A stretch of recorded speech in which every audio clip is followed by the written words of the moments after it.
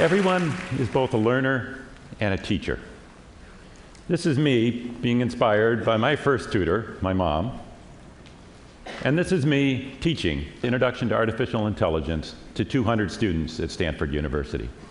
Now, the students and I enjoyed the class, but it occurred to me that while the subject matter of the class is advanced and modern, the teaching technology isn't. In fact, I use basically the same technology as this 14th century classroom. Note the textbook, the sage on the stage, and the sleeping guy in the back. Just like today. So my co-teacher, Sebastian Thrun, and I thought there must be a better way.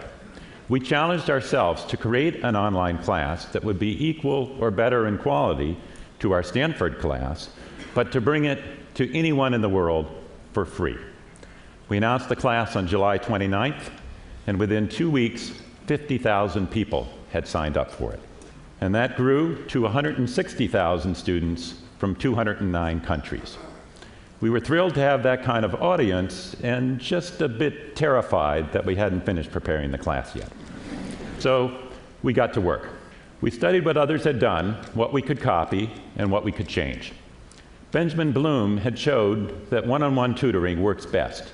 So that's what we tried to emulate, like with me and my mom, even though we knew it would be one on thousands.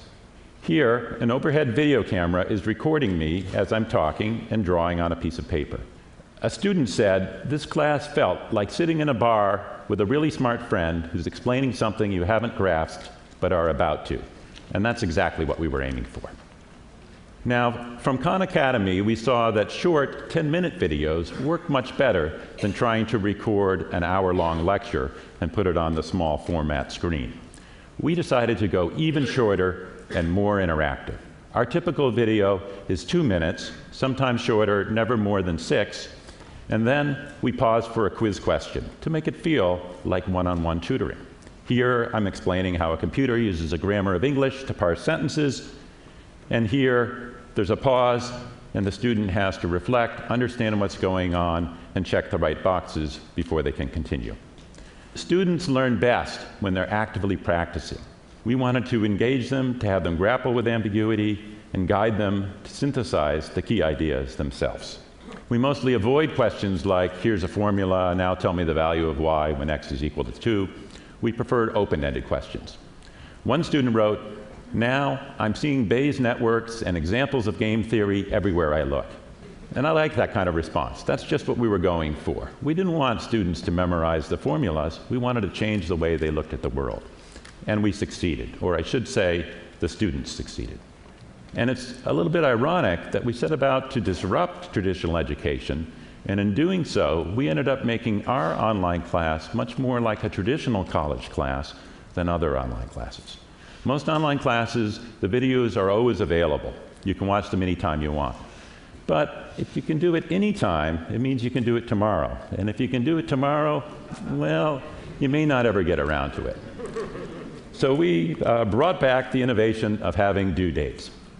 You could watch the videos anytime you wanted during the week, but at the end of the week, you had to get the homework done. This motivated the students to keep going, and it also meant that everybody was working on the same thing at the same time. So if you went into a discussion forum, you could get an answer from a peer within minutes.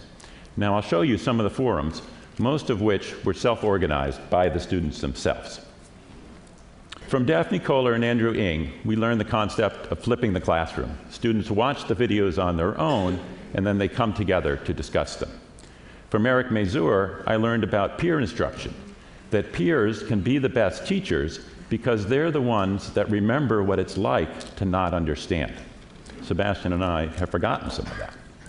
Of course, we couldn't have a classroom discussion with tens of thousands of students, so we encouraged and nurtured these online forums.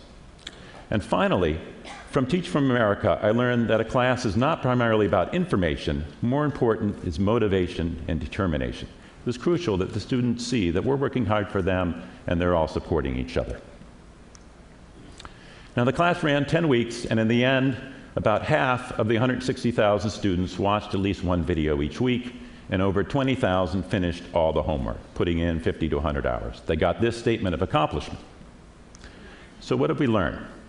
Well, we tried some old ideas and some new and put them together. But there are more ideas to try. Sebastian's teaching another class now. I'll do one in the fall. Stanford, Coursera, Udacity, MITx, and others have more classes coming. It's a really exciting time. But to me, the most exciting part of it is the data that we're gathering. We're gathering thousands of interactions per student per class, billions of interactions altogether.